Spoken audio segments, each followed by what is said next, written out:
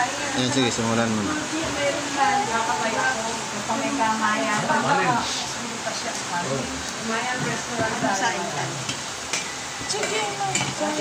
Be, magsain ka na lang, Be. Habang niluluto pa Matitikman yung din ano.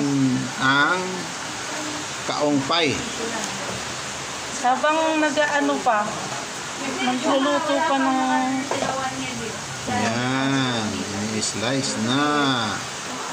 Kasya ba yan? 8 yung gagawin mo? Ilan ba tayo? 7. 7. Okay. 7 ba tayo? Hindi ata eh. Hindi. 5 tayo sa sasakyan eh. 5. 4 lang tayo. 4. Si baby, hindi mo kinikwenta.